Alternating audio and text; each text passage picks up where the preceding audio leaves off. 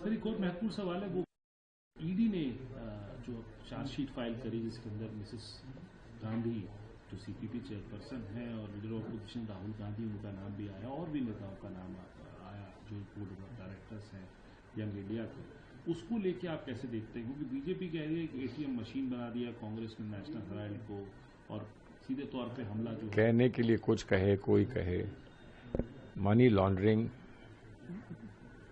का मामला है ना, तो मनी लॉन्ड्रिंग क्या होती है? मनी लॉन्ड्रिंग ये होती है कि आपने कोई गलत काम किया, आपने एक जुर्म किया, आपने एक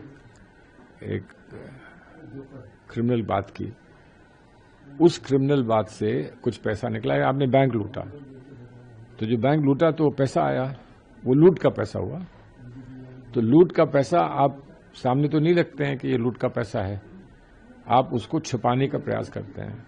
आप ये कहते हैं कि ये एग्रीकल्चर से आया है, आप ये कहते हैं मेरे दोस्त ने मुझे दिया है, आप ये कहते हैं कहीं छुपा हुआ पैसा था मुझे मिला है। वो ये तो नहीं कहेंगे कि ये क्रिमिनल काम का पैसा है। तो मनी लॉन्ड्रिंग का जो कानून है उसका नकाब हटाने का प्रयास करता है कि जो पैसा है आपके पास जो आया है ये कहां से आया है, इसका लिंक तो वहां से है जहां पर आपने कोई जुर्म किया था। ये है मनी लॉन्ड्रिंग का कानून। अब जहां पर ना पैसा है ना जुर्म है, वो कैसा मनी लॉन्ड्रिंग का केस है? किसी ने कभी कहा कि कितना पैसा आया है और कहां से आया है? किसी जुर्म से आया है।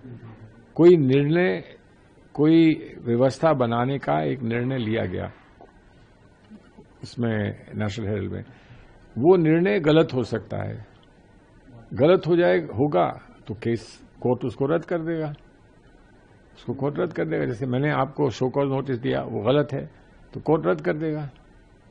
लेकिन वो निर्णय सिर्फ इस बात का था कि इन पर जितना कर्जा चढ़ गया है उसको हम माफ कर देते हैं, उसको हम माफ कर देते हैं। पार्टी की तरफ से ये था कि इसको हम माफ कर देते हैं। तो जब आप माफ करते हैं, जब आप कुछ माफ करते हैं तो उसमें माफ करने में आपको कुछ मिलता है, कुछ आप देते हैं। आपने पैसा माफ किया तो उन्होंने कहा कि चलिए आपने पैसा माफ कर दिया तो हम आपको इतने शेयर दे देते हैं।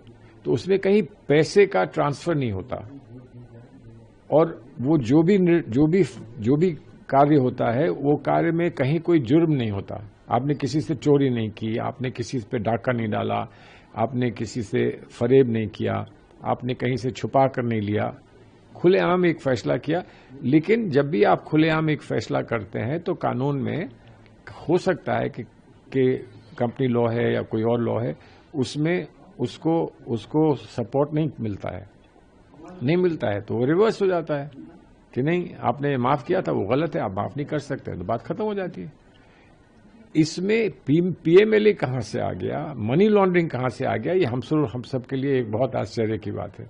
मनी लॉन्ड्रिंग इसमें कहां से आ गया और मनी लॉन्ड्रिंग में किसको उन्होंने इन्वॉल्व किया है, ये हमारे लिए दुख का विषय है कि बहुत हम बड़े सम्मान से देखते हैं अपने नेताओं को। उस परिवार की एक लेगेसी है, उस परिवार का एक इतिहास से संबंध है। उनको इस तरह से उनकी रेपुटेशन पे इस तरह से प्रश्न चिन्ह लगाना, हम समझते हैं कि ये प्रश्न चिन्ह हमारी देश की व्यवस्था पे लग रहा है। उनको क्या फायदा हो रहा है इससे हम नहीं जानते हैं, लेकिन ये एक देश पर सवालिया निशान लग रहा है कि इस देश में ऐसा भी होता है।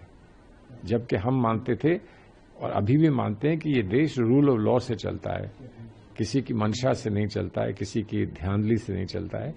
और किसी को फंसाने के लिए, तंग करने के लिए, आतंकित किसी को करना, वो जो है वो रूल ऑफ लॉ नहीं है।